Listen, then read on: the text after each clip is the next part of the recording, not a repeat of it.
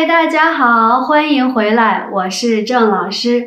不知道大家早上起来以后都会做什么？今天要跟大家分享我早上的习惯，还有一些非常常用的动词短语，希望大家会喜欢这个视频。那我们开始吧。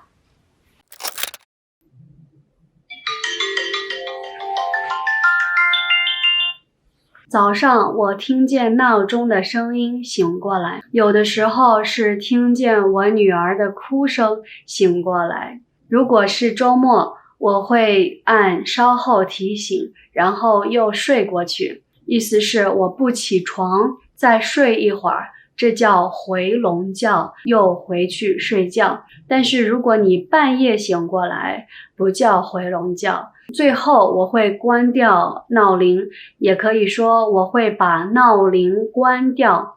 我会把闹铃关掉，然后从床上爬起来。爬起来以后，我会先把手表戴起来，看一下时间，然后去洗手间洗漱。首先我要刷牙，这是牙刷、牙膏，我要把牙膏挤出来，挤到牙刷上。然后我要洗脸，用毛巾擦脸，把脸擦干净。起床的时候，如果眼睛里有脏东西，我们叫它眼屎。眼睛里有眼屎，也要把它擦干净，用毛巾把脸擦干净。接下来我要换衣服。如果上班，我每个周日晚上会把这一周每天的衣服安排好。但是现在放假，所以我每天早上才去挑我想穿的衣服。我挑了一条连衣裙，现在我要脱掉睡衣，穿上裙子。也可以说把睡衣脱掉，把裙子穿上。噔噔，穿好了。现在我把睡衣叠起来，然后把它放起来，不用的东西就要放起来。现在我要戴眼镜，你也可以说我把眼镜戴起来。有的时候我会戴隐形眼镜，它在眼睛里，你看不见它，所以叫隐形眼镜。今天我要戴隐形眼镜，现在我要把隐形眼镜戴起来。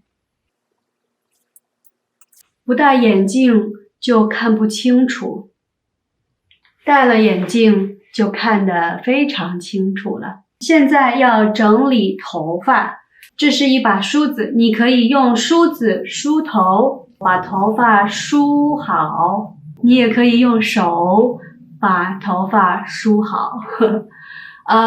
我不喜欢把头发放下来，我喜欢把头发扎起来。这是一个发圈，有时候我会扎一个马尾，这是一个马尾。有的时候我会扎一个丸子头，这是一个丸子头，因为它长得像一个丸子。我其实很想留短发，但是因为我的头发太多了，留短发很难打理，所以我留长发。头发扎好了，现在要去化妆。化妆，我把化妆品拿起来。化完妆以后，我会把化妆品都放回去。现在我要下楼，也可以说从楼上下去。要去厨房。我把我的杯子拿出来，然后我要喝一杯水。这是一个水壶，我要把水倒出来，倒到杯子里，把杯子倒满。